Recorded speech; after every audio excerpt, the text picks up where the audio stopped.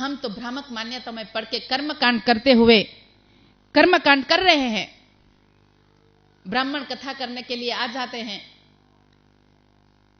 शक्ति चाहिए, लेकिन कथा करने आए तो बोलते हैं कि अब भगवान को प्रसाद धराओ। प्रसाद का मतलब क्या होता है पता है? प्रसाद मतलब क्या? प्र मतलब प्रभु, सा मतलब साक्षात और द मतलब दर्शन। प्रभु का साक्षात दर्शन हो जाए वो प्रसाद ले सकता है, उसे बोलते हैं प्रसाद। कि जिसको प्रभु का साक्षात दर्शन हो वो है प्रसाद।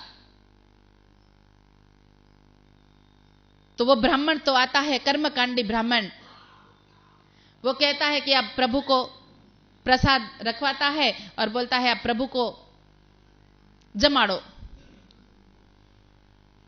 तो क्या करेंगे? बोले ओम प्राणाय स्वाहा, व्यानाय स्वाहा, उदानाय स्वाहा, अपानाय स्वाहा, समानाय स्वाहा। जो हमारे पंच प्राण होते हैं वो बोलते हैं। आपको पता है जो आज मैंने समझाया ना, वो ये महाराज बोलते हैं कि ओम प्राणाय स्वाहा, व्यानाय स्वाहा, उदानाय स्वाहा, अपानाय स्वाहा, समानाय स्वाहा। कि जो मेरे पंच प्राण है वो मैं आपको अर्पित करता।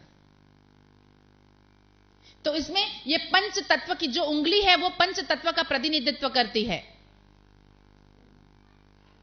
अपान अग्नि है ना, से जो पांच तत्व है वो पंच तत्व हमारी पांच उंगलियां का निर्देशन उसमें होता है। लेकिन तो इसकी तरह करना है कि ओम प्राणाय स्वाहा, व्यानाय स्वाहा, उदानाय स्वाहा, अपानाय स्वाहा और समानाय स्वाहा जब बोले तब पांचों उंगली को इकट्ठा करना होता है। लेकिन महाराज भी ऐसे कर रहे हैं, ओम प्राणाय स्वाहा, व्यानाय स्वाहा, उदानाय। फिर हम भी ऐसे कर रहे हैं, खाना है तो खा, नहीं तो ना तेरे जा। भगवान को ऐसे समझाते हैं कि खाओ तो खा, नहीं तो जा। भगवान को लगेगा कि ये मेरे बनाए हुए मेरे ही बना रहे हैं, मुझे ही बना रहे हैं। और फिर भगवान की प्रार्थना करते करते, कथा करते करते ब्राह्मण आया। बस ज्ञान नहीं हमें कुछ, ना हमारा स्वरूप का पता है, ना हमारा स्वभाव का पता है, हम ना हमारा स्वधर्म का पता है, और हम ब्राह्मण के पास बैठ जाते हैं। और फिर वो कहता है कि चलो सबसे पहले गणपति की पूजा करनी चाहिए। एक गणपति लो, उसकी पूजा करो।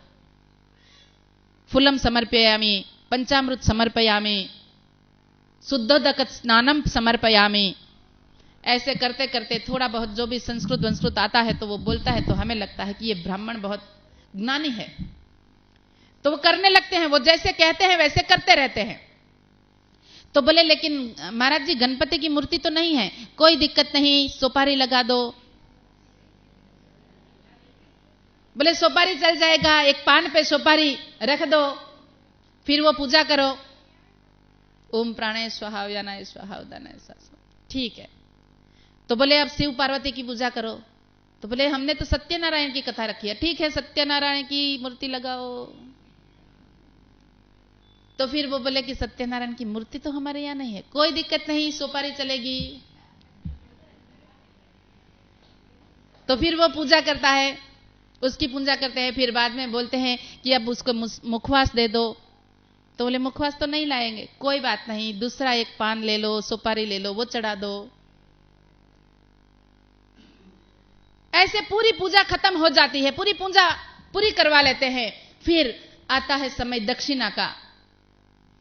फिर जब बड़े बुजुर्ग लोग तो पूजा करवाते हैं तो बेचारे बहुत बोले होते हैं, हमारी संस्कृति की रक्षा आज तक की तो वो तो कर रहे हैं, ब्राह्मण जैसे कह रहे। लेकिन उसका बेटा जो युवान पास में बैठा है, तो जब ब्राह्मण ने कहा कि अब ब्राह्मण के लिए दान करो, दान दक्षिणा दो, तो बोलता है कि अब दान दक्षिणा दो। तो फिर वो पिताजी बेटे को कहता है कि बेटा पैसा दे। तो उसका बेटा ऐसे पॉकेट में से वो सिगरेट का चलकता हुआ कागज है ना, वो निकल आया। तो वो बोले दे देता है। तो बोले ब्राह्मण बोला ये क्या है, पैसा थोड़ी है। बोले पैसे समझ के सुपारी की तरह ले लो।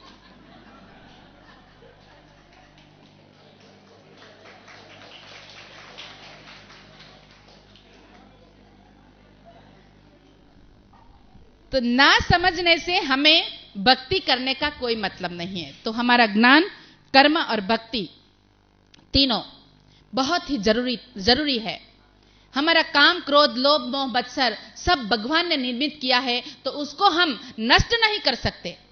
हमारे गुस्से को भी हम खत्म नहीं कर सकते, हमारी कामना को भी हम पूरी नहीं कर सकते, लेकिन उस शक्ति को दूसरी शक्ति में रूपांतरित कर सकते हैं। काम रखेंगे प्रभु भजन में, क्रोध रखेंगे इंद्रिय दमन में, लोभ रखेंगे सत्संग के लिए, मद रखेंगे हमारी संस्कृति के लिए, तो हमारे जो ये गुण है वो गुण को हम परिवर्तित करें और योगी के बाद सहयोगी बने।